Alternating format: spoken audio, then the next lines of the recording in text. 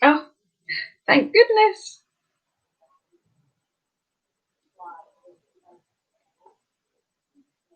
Can everybody see me? Is there other people that can see me? Hi, Nicola. Hi, Abby.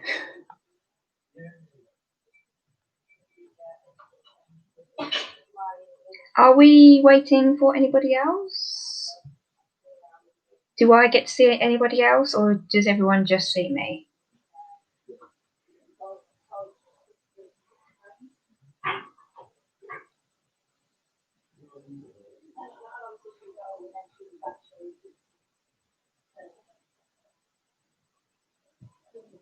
Good, that's a good start.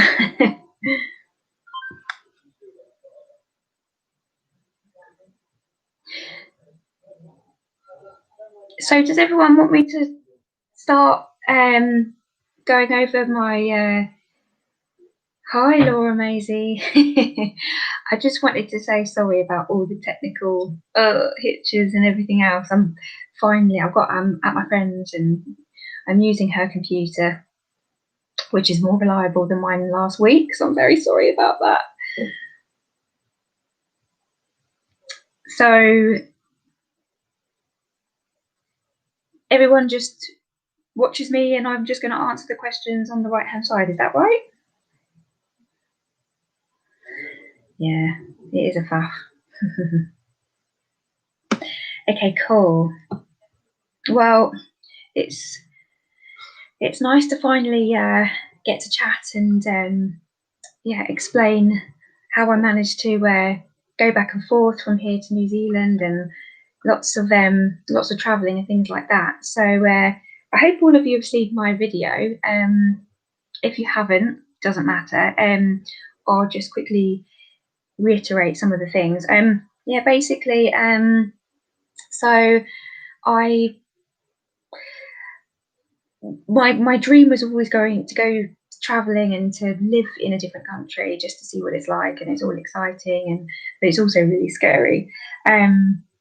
And the three things I wanted to do was live and work in New Zealand, Canada, and Australia. And I haven't got to the other two yet, but I did live in New Zealand for 8 years because I ended up going over there because I met a boy, or when I used to work on a cruise ship, I met a Kiwi guy, and he led me out. Well, he went back to live, and I thought, oh, I have to go try it and see if my life is meant to be in New Zealand. And so I went out, and we didn't stay together, but I met somebody else. And 8 years later, I had permanent residency, and I decided, well, I knew deep down in my heart of hearts that, home is where the heart is really, and that's where my mum and dad live here. They don't fly or anything, so they could never come out and see me. And I feel more settled now than I ever have done in the past 10 years. So although it sounds wonderful and I've gone back and forth, and it was wonderful, it's actually really stressful. Lots of unknowns, lots of packing your bags and off again.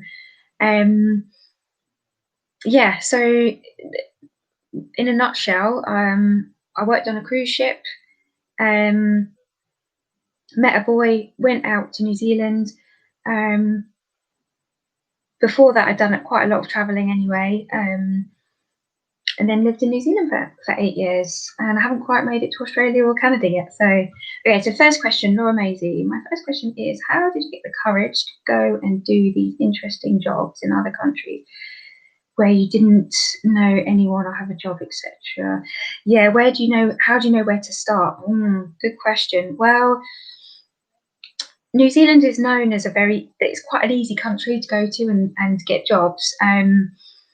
I went through SDA Travel for a lot of my back and forth, and there's a lot of people that give you information there. Unfortunately, I think the company has gone under now because of the COVID, which is a real shame, because if you're under 25 and you book through SDA Travel, you can get a huge discount just because of your age. So when I did my round the world trip, I think I got quite a lot of money off flights and everything, and they're really good. They're people that have travelled before. They gave me lots of advice, and it did take quite a lot of courage actually to go out initially, because the guy that I met on the cruise ship and we were together, he went back home. I went and did another stint on a different cruise ship. And I somehow, actually, what happened was I booked a ticket with my friend, and when it got to the day, I packed my bags and got the bag down the stairs, and I freaked out and I was like, I can't go, it's too far, I can't. So my friend and her friend went on their holiday, and I lost about £500 on the flight because I was too chicken, I just couldn't go. And in the end, about 6 months later, I convinced another friend to go with me, and we went travelling. And then I ended up in Queenstown. If anyone's been to Queenstown, it's in the South Island. And it ended up there, which was near where the guy lived. And we got back together and everything.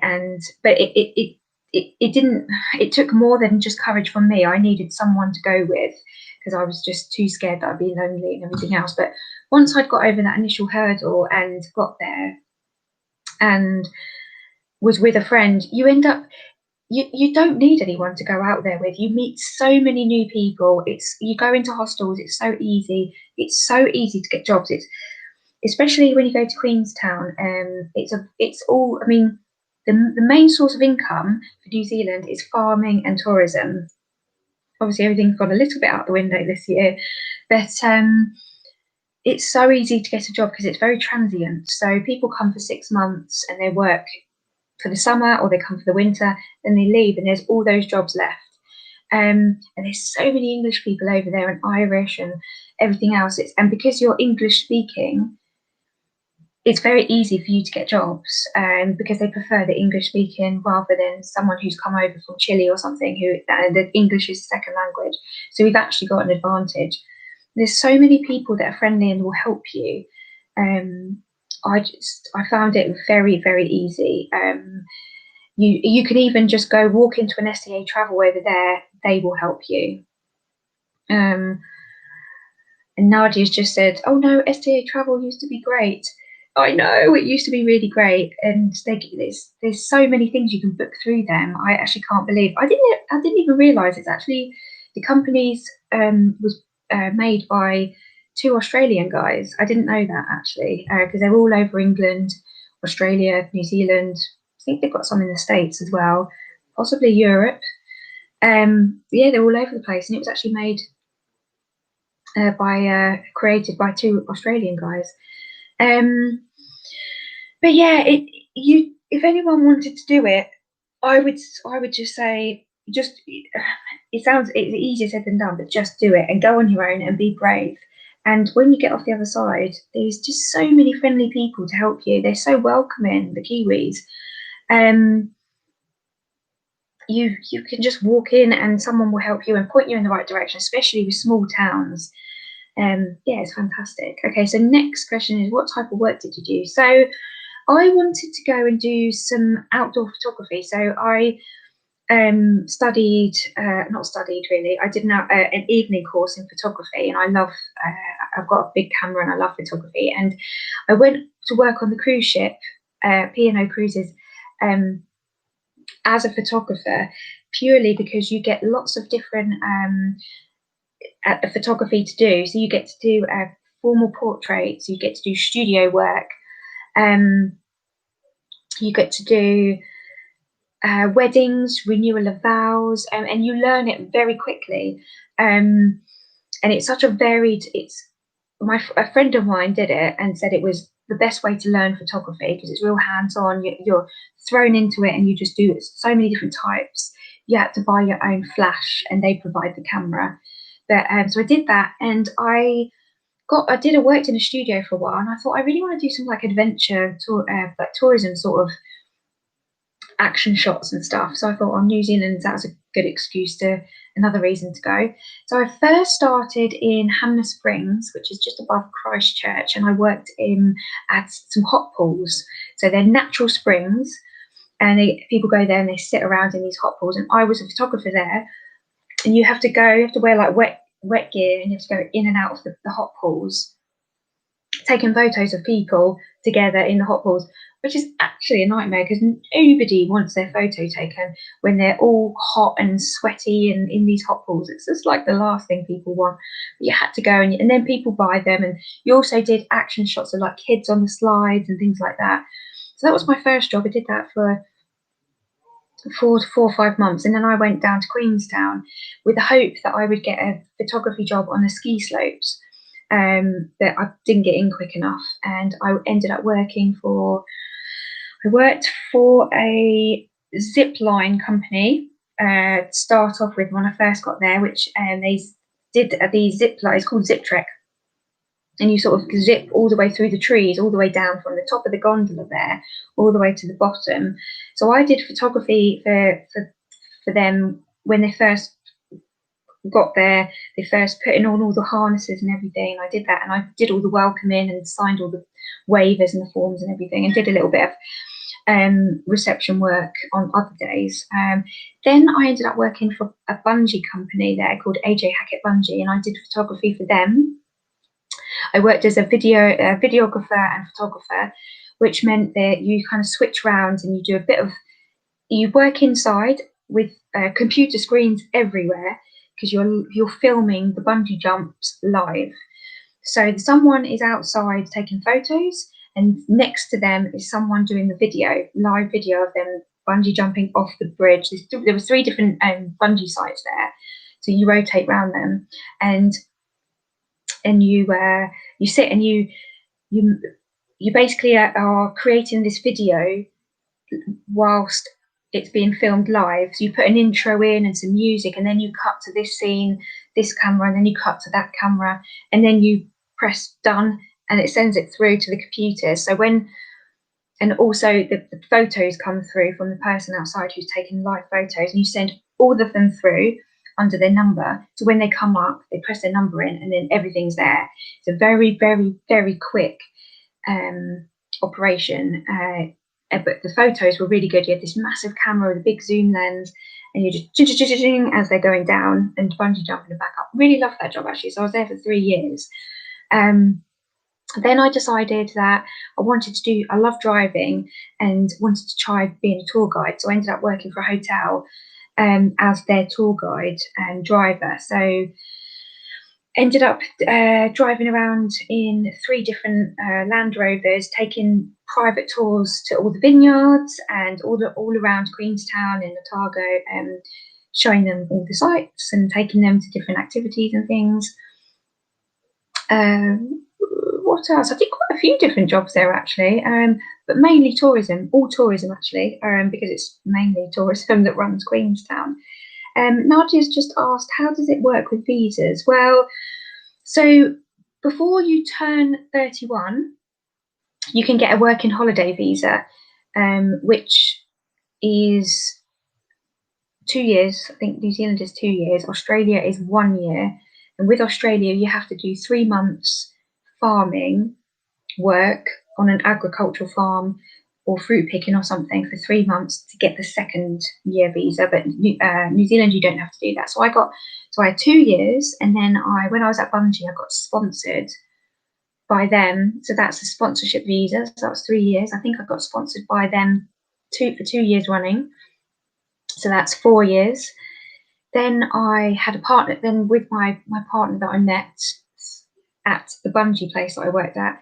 I then got a partnership visa with him, and another possibly no, I did 1 year partnership. Then I thought and then I was eligible to get residency.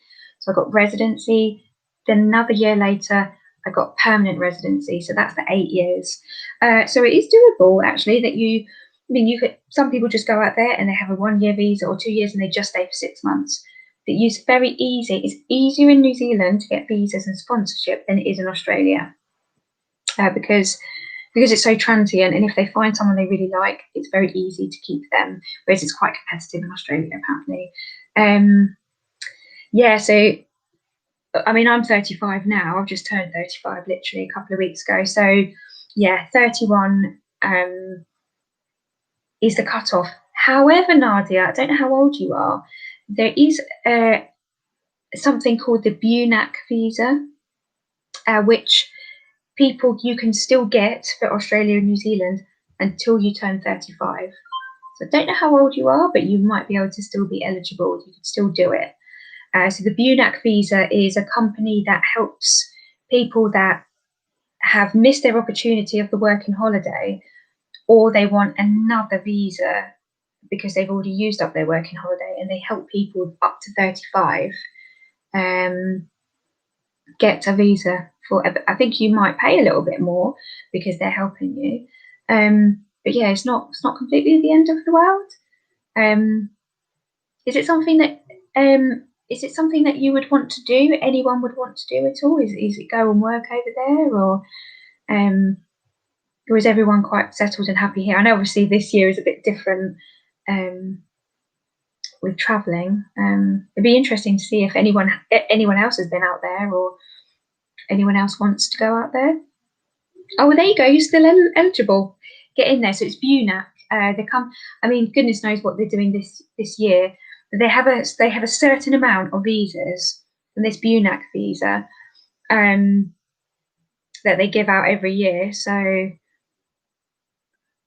yeah, I know you do, Laura. Was it you that spends part of your time in France doing teaching English, wasn't it, in France in January? Italy. Yeah. That was right. That's right. And that sounds amazing. I mean, I'm like you, Laura. I literally hate the winters here. I used to get really down, very, very bad sad syndrome. So the minute it's cloudy and miserable, I just feel so depressed. I think when I look back now, a lot of it was to do with me living at home with my mum and dad. Had never had the opportunity, or I never came across the opportunity to move out with anybody. I was always living at home right up until even last year I was living at home. So I was 34, and I think that just got me down. And the darkness, the grey, and I always told myself, like, I have to go to a sunny country. It's the only way. And I love the sun. The sun doesn't like me because I've got red hair, but even if it's a cold day, the sun just brightens me up. It just makes everything better. My friend isn't like that at all. She just can just be as happy as Larry, even if it's a cloudy day. But for me, I just can't bear it. So I kept telling myself that I need to go to the other side of the world. But it's not the case actually. It didn't actually ultimately make me happy, because actually I just had this huge hole in my heart, and I just missed my parents and my friends and my life so much. It's actually, I don't think it's anything to do with the weather. I think it's more me, and it's the people around you that I've actually realised as the years have gone on. It's the people around you that make it. So teaching, not as easy as teaching. See, you would be able to easily get a job. They're crying out for people to go and teach English, and they absolutely love English people that teach English. There's a lot of foreign students that come over and they study in Queenstown. My partner's mum, my ex-partner's mum, used to Can't believe I said that. She used to put. She has a huge house with like 7 bedrooms. She used to have international students staying, and they obviously pay a certain amount. They study, and then she cooks for them and gives them a home. But she doesn't do that anymore. But it'd be really easy because there's a lot of Americans that come over, and they teach English, but obviously American English isn't quite the same. So my friend Lisa, she did a TEFL course, which I think you've got, Laura, or maybe you don't. I can't remember. But you could walk into a job easily. Literally, Lisa turned up there. She said, "Oh, I've got a TEFL course." Yep. Start tomorrow. It's so easy to do. So instead of Italy, you could easily go over and get a job full time. There's a couple of English schools in Queenstown, not even just Queenstown, all over the country. A lot of people go to Auckland and study there.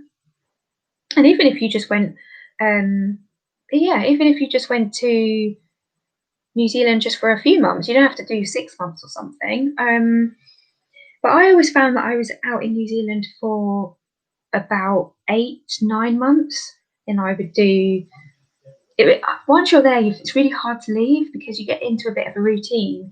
So as nice as it was to go over and do the summers there and do the summers here, you get into such a routine that to up and leave and go back to England and then have to get into a routine there, it takes quite a long time to adjust, I think, because, well, it did for me anyway, because you get used to English life and how people are and how the world works, how England works, and the small streets and the cars and everything else.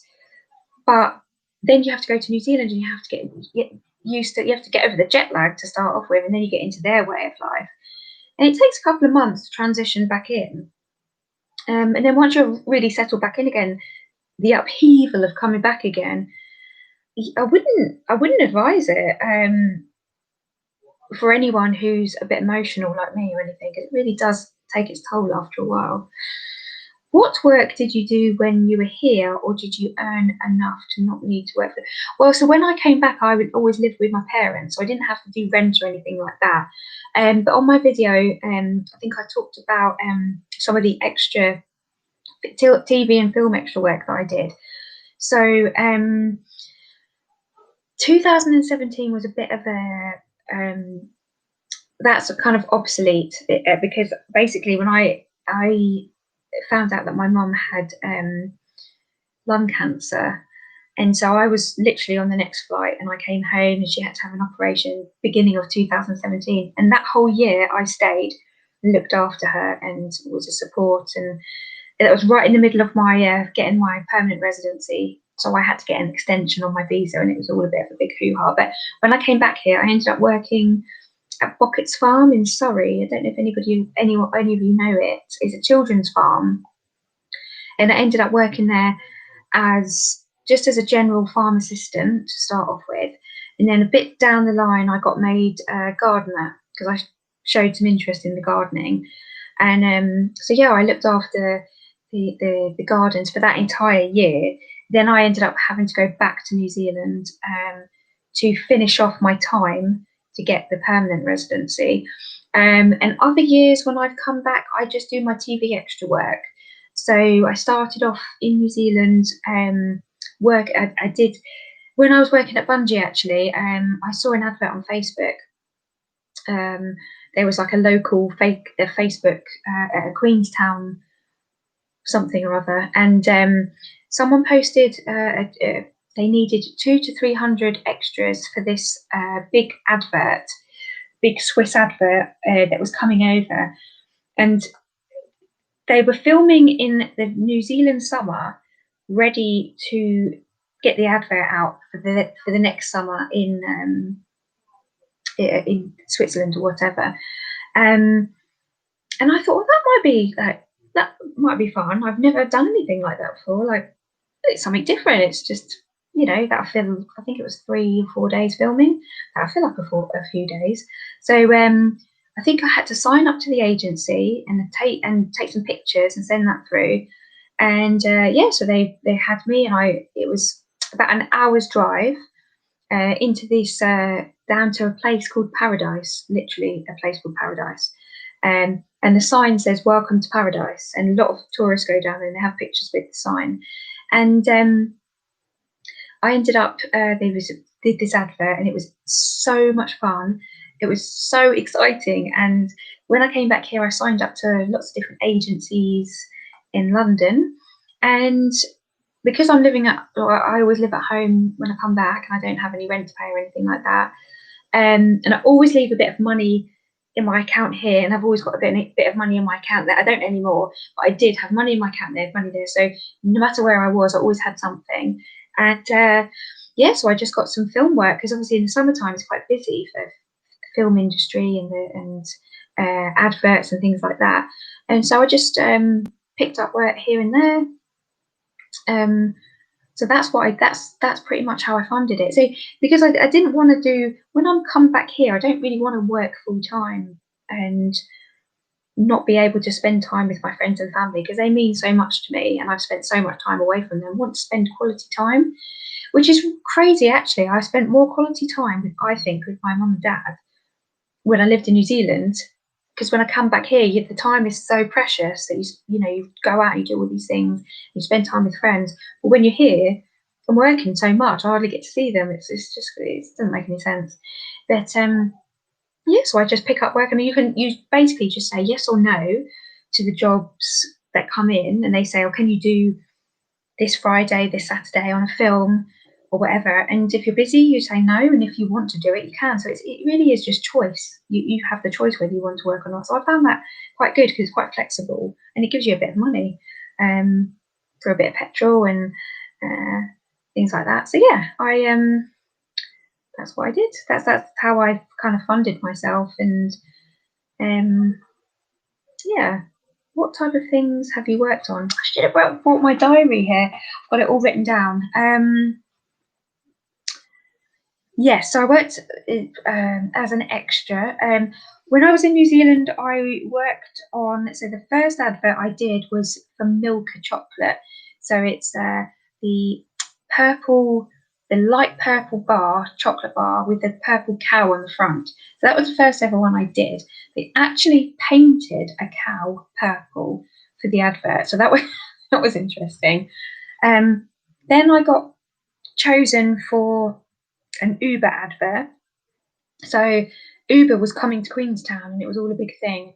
And they chose, out of a lot of different people, they chose me and this other guy. So that's the only kind of starring role I think I've had in it. I didn't say anything, but I'd be happy to post the link. It's only a very, very short video, but I'd be happy to post the link in the group or whatever, so you guys can see. That was really good fun. That was a day's filming.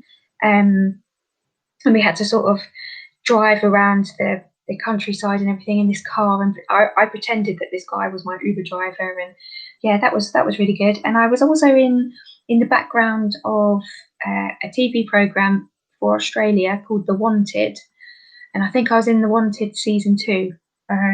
So that was what I did in New Zealand. What actually happened is I ended up being good friends with the casting lady whose company it was, and I actually ended up working for her because she found out that I did photography. So I worked for her part-time doing, so when people come in to sign up with her, you have to take pictures, headshots, side profiles, and then full length.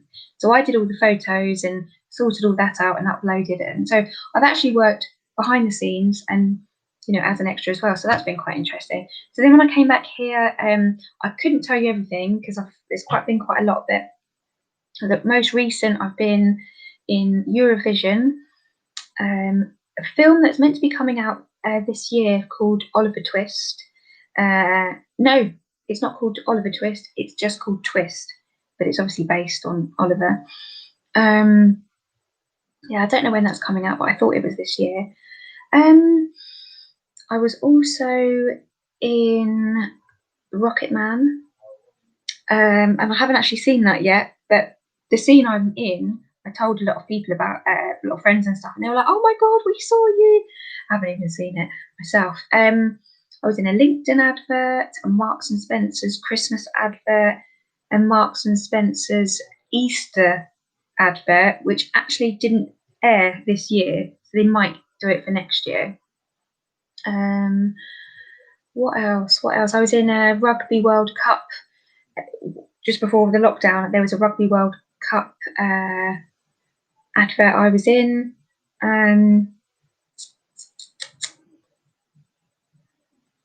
What else? There's so many that I just can't remember. There's one coming up. So next week I start. I've got 8 days on a film. And it's a new film coming out called Belfast. It's all about the troubles in Belfast, and we're actually filming in Farnborough Airport. So because of the COVID thing now, and you can't have people too close together, so what they've done is they've built a film set at Farnborough Airport for this movie, and so it's all outdoors, and you can have your space, and you don't have to wear masks and everything else. So I've got 8 days on that, so that should be fun. Might have a couple of adverts coming up, but yeah, it's really good fun. I really enjoy it, actually, more than anything else I'm doing at the moment. I really enjoy that. It's just picking up now. So is that work flexible to do both in the UK and New Zealand? Yes, definitely, because you're not contracted to do anything. Most companies will just send you. There's a couple of agencies where you can go on and you can see all the jobs that have come up, and you can apply for them yourself and say, "Oh, I'm free that day. I'm free that day." But the majority of the agencies will contact you, and they'll say, "Hey, are you free on the 9th and the 10th of September?" So they would just put a request out, and you say yes or no. So it's pretty flexible. I mean, the whole time I've gone back and forth, I've never said, "Oh, I'm not going to be there." I just let the requests come in, and then I just say, if the entire time I'm not in the UK, I just say, "No, I'm not." But obviously, Queenstown being smaller, and there was only one lady working at the agency, she knew when I was going back and forward, so she just wouldn't put me forward for anything in New Zealand. But when I was there, she put me forward for everything. But it's very flexible. It's flexible with everybody. It can just fit in around your work. If you've got flexible work, you can just fit it in. And yeah, would you consider traveling to countries other than the UK and New Zealand? Yeah, hell yeah, I would. I'd love to go to the States and do some extra work there in Hollywood or something. I think that'd be so cool. So one of the agencies that I'm with is based, well, I think it's mainly in California, but it's also got a London branch. So yeah, I would really like to do that, but obviously you would have to get a visa or whatever. It's a bit harder in the States to get a visa, and then I could possibly work out there. But there are a lot of jobs here that send you over to Europe. So I was very close to getting a Nivea advert, and I would have included. So you get I think it was about £3,000 for the shoot. You then got flown to Lithuania, put up in a hotel, fed, everything, do the shoot, £3,000, fly back. And I didn't get it. And they were looking for people with red hair and a gap in their teeth. How many people out there have red hair and a gap in their teeth? Not that many. And I was absolutely gutted I didn't get that, because that's really good money. But yeah, they do a lot of filming in Europe, and I would love to do that. Obviously, it's all going to be a bit difficult now. But yeah, lots of stuff comes up, and it's all in Europe and abroad and stuff. Some actually in Dubai as well. But yeah, Laura, I would totally go to a different country and do extra work. 100%. More so in other countries than New Zealand, because New Zealand's not that busy because it's such a small place. Yeah, definitely. Well, I'm happy to travel anywhere and do stuff. I don't care. If I could go around the world and just carry on doing extra stuff, that is exactly what I would do full time. But Does anyone have any other questions at all? Because I feel like I've been rambling on for a long time. Oh yes, I need to send that link, don't I? I can't do that now, but I will do that at some point. I can definitely send that. Oh, so do you think it's good to be multifunctional in terms of work rather than specialised? Well, that is one thing I'm not sure about. Because some people have a profession, or they've studied for it, they've got a degree, they've got a profession, and it's easier to get because they've specialised or whatever, and it's really easy to get. I think it looks more professional. It's easier to get a job in your field. But because if you're like me and you've sort of bummed around the world, as my dad calls it, and you've done this job and this job and this job, it sometimes goes against you because you just haven't had that solid career path, and you're not. So for me, I feel like I'm okay at lots of things, but I'm not great at one thing. So there's nothing really specific that I can go for because I've done so many different jobs. I can't specialize in anything. I think it can go for or against you because people think, oh, you've done so many jobs, you're so versatile. But someone else might think, oh, well, she's done so many jobs, she might flit off again, she can't stick to one thing. I feel Laura has said, I feel like society says that we should have one specialist skill and make a career out of it. And people who do a bit of everything, like me and you, are seen as, yeah, I totally agree. I feel like I don't have anything to offer. People say to me, oh, what do you do? And I think, I don't know really. I mean, at the moment, I'm doing part-time gardening and part-time cleaning. I don't even want to tell people I'm cleaning because I just feel like that's a real dead-end job. But I had a job at the beginning of the year. I started working as a tour guide in London. And in March, I got made redundant because me and this other guy were the last ones in. So fair enough, we got made redundant. They could have furloughed us, but they didn't. And now I just do gardening and a bit of cleaning. And I did a bit of cleaning out in New Zealand, and I've done photography, and I've worked in a cafe, and I've been a driver, and I've done so many different things that, yeah, I do feel like I don't feel like I have anything solid to offer. But having said that, I hopefully am going to be going to study. It's just one day a week, and it will be. I'm hopefully going to be accepted to do an RHS gardening course because I feel like I should have something that I could get into. The problem is that I'm changed my mind a lot, and I go from, oh, I want to do this, oh, I want to do that, or maybe I should do this. And I've never really been solid on anything. But I actually think, Laura, that we're more versatile because if someone has just done computer stuff all their life and they've been a technician or whatever, they can't adapt and do gardening. They can't adapt and do cleaning. They can't adapt. And whereas I've worked as I've done painting and decorating. I've worked in a children's nursery. Like, I can adapt to anything. You basically give me anything. I feel like you teach me how to do something and I can do it. Actually, I think that actually says more, and you're more versatile and you've got far more skills than you have done if you've just got the one thing. So I think we've got more to offer. I think we've got way more to offer. The another thing I used to do is I worked at John Lewis as a visual merchandiser. That was one of my first jobs. I actually really loved that job. So I actually think we've got more to offer, even though I can't say to anyone, oh, well, I'm a nurse. I trained, I went through university, I've trained as a nurse, and I'm a nurse, and that's what I do. I do believe, Laura, Abby, I think we are far more versatile. We've got more to offer because we're adaptable and flexible, and we just we can do anything that comes in our way, in our path. And I know that you're like me, Laura, and you just can do anything, and you know, and you like to go here and there. I think there's a lot more of us than we think. Don't know if you guys know Rachel Lasham. I think she's part of the Adventure Queens and the Yes Tribe, and she's very much like us as well. She goes from job to job.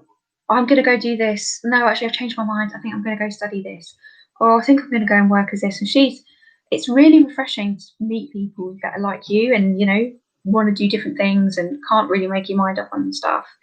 And I think that's okay. You don't have to make it just because other people do degrees and they like, yeah, that's what I want to do, and I'm going to go study that, and that's what I'm going to be, and they do it.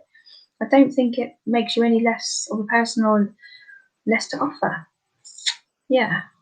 Does anyone else have any questions at all?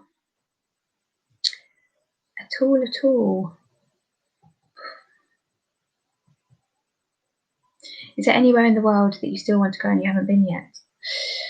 I want to do, so I did a trip from New York to LA called Trek America.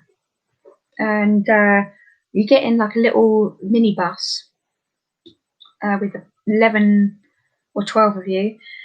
And we drove from New York to LA with an American tour guide. And we went up through the northern states, up through Canada, and back down the west coast. And then we did Banff, so we did Banff, Whistler, Vancouver in Canada. Then we went down, we finished in LA, and then the girl I went with, we went and did LA, Las Vegas, somewhere else, I can't remember, San Diego. I would now like to do the bottom half.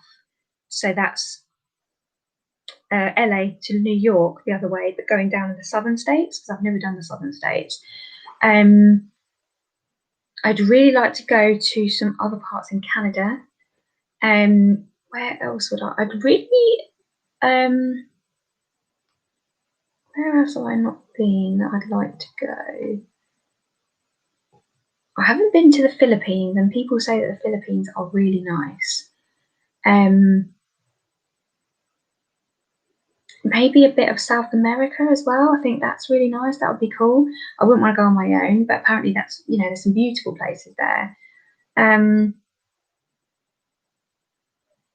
Yeah, I think that's it. Switzerland. That is a place I haven't been to, and I really want to go. I'd like to go to Switzerland and Austria. That's kind of my number one at the moment. That's where I really like to go. Yeah, but definitely Austria, Switzerland, and the southern states of America for sure. I was going to go to Colorado this year because last year I did the Camino walk, which is a walk that goes from France to Spain over the Pyrenees. And I did part of it for, I think it was 2 weeks. And I just need to do the other part now, which ends in San Diego, at San Diego. Anyway, and I met a couple from Colorado who were amazing and so welcoming and lovely. They said, you know, come over and come to Colorado. So I always wanted to go and I can stay with them. And I was like, oh yeah, definitely going to come next year. So that would have been now. I was going to go in August time, but hey ho, Corona. So I'd really like to go. That's another place I'd really like to go because it's very outdoorsy, touristy, and got lots of mountains, and I love mountains. So yeah, they're the places I'd like to go. Yeah, Switzerland is expensive. I've heard that. I've heard the minute I said to Nick, my partner, I said, really want to go to Switzerland. He's like, yeah, but it's really expensive. I'm like, well, I don't care, but it's, you know, apparently, maybe if you travel in a little camper van or something, maybe that would be okay, maybe a bit cheaper, or go camping there or something. But yeah, I have heard it's all very expensive, but it's beautiful, so it's worth the money. Does anyone else have any other questions at all?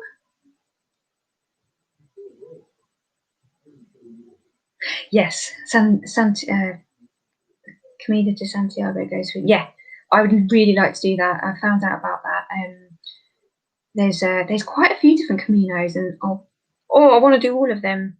Actually, next year I'd really like to do the Southwest Coastal Path. I've just had a bivvy for my birthday, and I've ordered a blow-up mattress to go in it, and I haven't actually tried my bivvy yet. But I thought that would be a really good idea to get a group of us and head out. And I mean, I'd like to do all of it, but I don't think I'll be able to do it because it's about 6 weeks walking. But Southwest Coastal Path, then possibly something like the Camino de Santiago. Goes. I mean, can you imagine going through Switzerland? Oh, it'd be amazing. Be amazing. Do you want to come with me, Laura?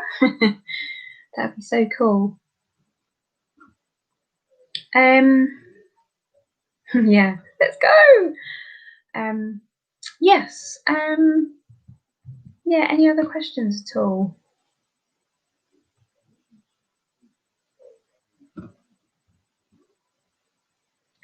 Anything else?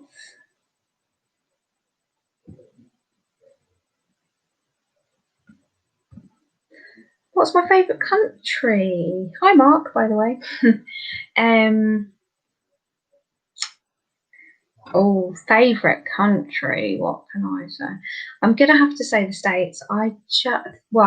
States or Canada. I'm not sure which one. I just love it there. I honestly feel like I should have been born in the States. I know we'd have to put up with Trump and everything else, but I just love the accent. Love how diverse it is. You know, you've got mountains, lakes, beach, winter, summer. You got places that have tornadoes. I really want to chase tornadoes. Oh my god, I love hurricanes and tornadoes. So I think they're fascinating. And there's just so much all in one country. It fascinates me. Desert. Yeah, I think I'd have to stay in the States. But we've got a pretty good country ourselves. Having travelled a lot, it's so beautiful and pretty here. I've really appreciated coming back here and living in the UK. Would you want to live there? I would love to live in the States, and that was the reason I got my Canada visa. So the Canada visa I got before I was 31, but it's in the bin now, and that's a long story. But I can't go back on another visa unless I was to marry a Canadian, perhaps. Maybe I'll try that one. So I wanted to base myself in Canada so I could do little trips to all the different places that I haven't been to in the States. But yeah, I think it's quite hard to live in the States if you don't have a green card or whatever, or I think you have to study there to be able to live there. But Canada's a little easier. But yeah, I would like to live there, even if it's just for a little bit. But again, it's away from family. Everyone's got guns there. It's a bit scary. It depends where you go, I guess. But I would like to experience it. I'd love to go live there. I just love Americans. I think they're so cool. I just totally love the accent.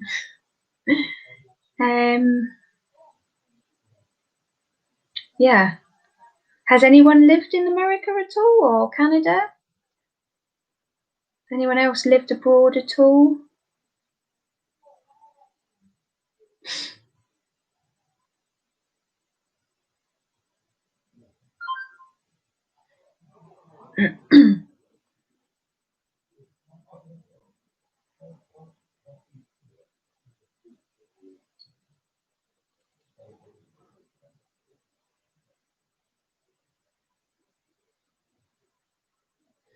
Living in places where they speak a different language.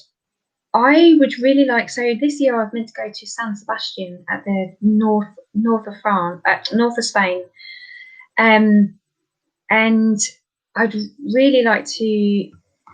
Oops. I'd really like to go and live somewhere like that so I could learn Spanish. I don't know a language. I didn't do a language at school because I was so crap at it. But it would the best way to learn a language is to go live in the country. And I think my friend who speaks 4 languages, great, 4 or 5, she said that Spanish is the easiest by far. And I just thought that would be really cool to go study in Spain, and you get to, I think you stay with a host family, but it's the quickest way to learn because you have to speak the language. I was never fussed about living in a country where they didn't speak English. Yeah, I was never that fussed because I just thought, well, I can't speak the language. But now everyone's so travelly, and there's so many expats, living abroad, and there's everywhere you go. There's, if you go to Spain, there's an English community, there's a German community, there's an Irish community.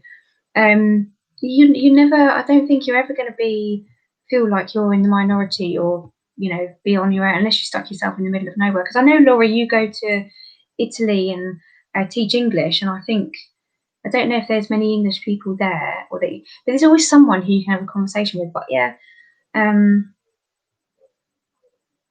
yeah, I'd like to. It would be good experience to try. It's like a secret code that I have to hack to understand the culture better. Yeah. Yeah, so there's at least an American couple there for you to speak to.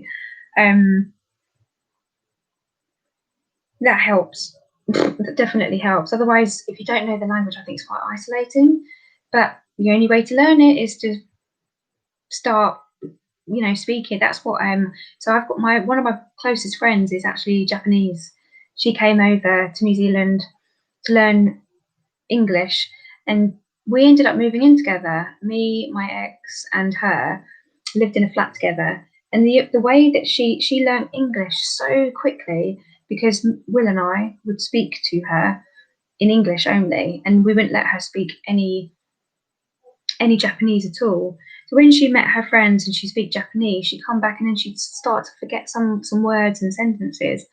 I just think the best way you can do it is to really just get in there and immerse yourself. And Laura, you should be fluent Italian by now, so because of the amount of time you spend there. So yeah, but people are coming to you to learn English. That's the difference, isn't it? So, what would you say to someone who loves the idea of living and working abroad, but works in a normal job here and has no idea where to start? First thing I would say is save up a lot of money. One for the flight and two for accommodation, because you don't know how long it's going to take you to get because New Zealand's so easy to get a job. It depends where you're going to live, or what country you're going to go to, and you don't know. So you need funds for sure, and it's nice to have like a backup funds, just to know that you're not going to run out of money, or you're going to be on the streets in a foreign country or something somewhere. So definitely save a good chunk of money first. Then I would say, depending on your circumstances, you could sell your property, or better yet, rent it out. And I would say do some research first before whichever country you go to, and see what jobs there might be that you could even apply for before you get there. For instance, New Zealand, they're always looking for nurses, doctors, like essential sort of jobs, chefs, police, all those sort of jobs. And there's an essential skills list that if you are on that list, they will take you in and sponsor you. So you wouldn't even need a visa. So if you're a nurse or a doctor and you wanted to work out in New Zealand because they need more people, you would apply before you go, and they would sponsor you to go out there. So you wouldn't even need to faff about with the visa. And that's what I'm thinking is you're meaning by normal job. Labourers, if you're a labourer and you go to New Zealand or Australia, you would get a job bang like that. They just always crying out for anyone who does like building work, construction, anything like that. That is a very easy job to walk into. So yeah, save up, research jobs, see if you can apply for anything before you go. That's a nice backup. And just book the flight and think of it as just you're going to try. because if you rented out your place or whatever, you've moved out, just always have something that you can come back to, because you don't like it, doesn't work, at least you've given it a go. But it's worth giving it a go, because it's always better to regret the things you haven't done, not the things you have done, or the other way around. I can't remember. Yeah, but try not and hesitate, and just go with it and try and stay positive. That's what I would say. Definitely the best way to learn a language. Abby lived in Japan for a while. All the old ladies in the neighborhood spoke to me all the time. There you go. It is the best way. It's completely the best way to do it. Is go to Japan, go to somewhere in Europe, and just speak to the locals, speak to natives, and try and have a conversation. They'll teach you. People are so friendly. Yeah, I think when I was a bit younger, I thought that living in a different country was going to be really scary, and it's going to feel really isolated and really alone, and it is not like that at all. You go to a different country, and there's so many English people all scattered all over the world in different countries. It is not scary at all. There's always somebody to help you, especially New Zealand, Australia, Canada, America. You get off the plane, and if you need help, someone will be there for you. I thought it was the scariest thing ever, but it's actually people are not friendly here in comparison. In New Zealand, people literally, native Kiwis, they would just open their doors for you. They would just open up their doors and be like, "Hey, come in. If you don't have somewhere to stay, come and stay here. We'll feed you. We'll give you a bed." It is amazing. It's such a small world now. There's nothing to be afraid of. There's nothing to be scared of, at all. And actually, New Zealand is pretty much England, but just opposite seasons. It really is. It's not. You don't even feel, especially in the North Island, you don't really feel like you're in a different country. It all looks very English, and there are so many English people living there. You literally feel at home. The minute you walk into the country, you feel at home. Yeah. So, yeah. Any other questions at all? It's been nice. It's been nice having all these questions from everybody, and knowing that people are listening, even though I'm probably boring you now. If anyone's got any further questions at all, and you didn't want to ask on here, or something you might think of, please just private message me or whatever, and yeah, I'll gladly answer anything. Yeah, it's nice that I met Laura and Mark this year. I'd never met them before, so that was really nice. Yes, you must get to New Zealand, Laura. Yeah, you definitely, it's so worth it. It's so worth it. It's such a chilled out way of life. It's really, really a beautiful place, and the people are beautiful, and I think that's what makes it. No problem.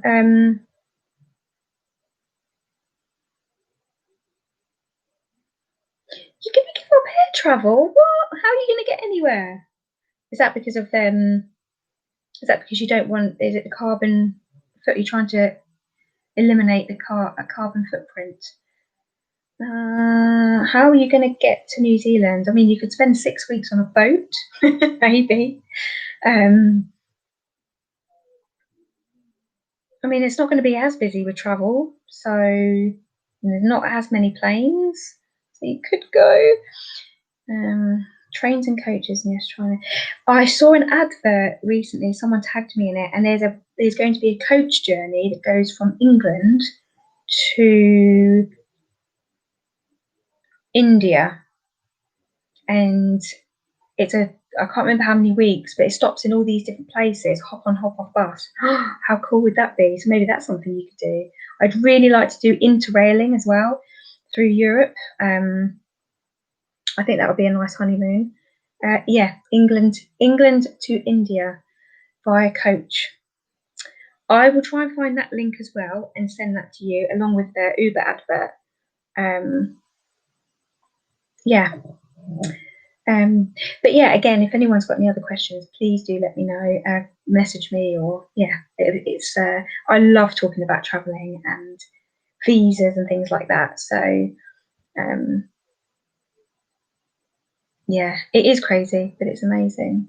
So yeah, it's been about an hour now, so I'll probably wrap up unless anyone else has got any questions at all. Anyone else? Nadia or Laura or Mark or Abby?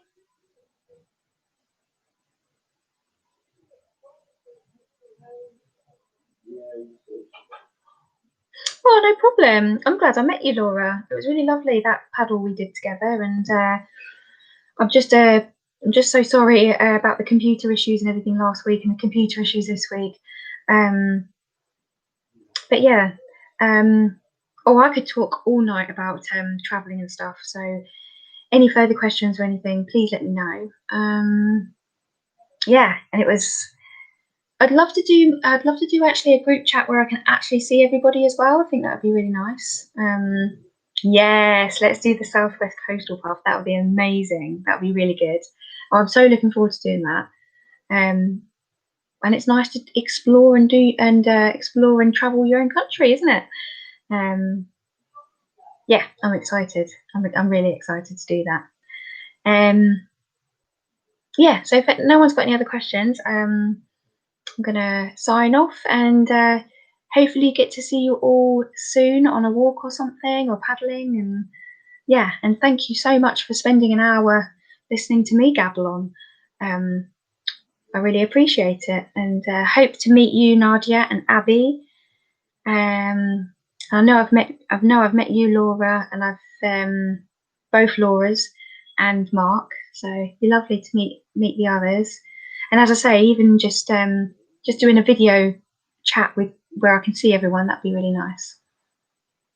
So I hope you have a lovely rest of your evening and rest of your week. No problem, Mark. No problem. And thanks to everyone for logging on.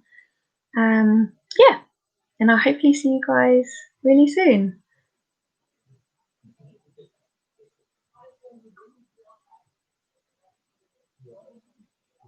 See ya.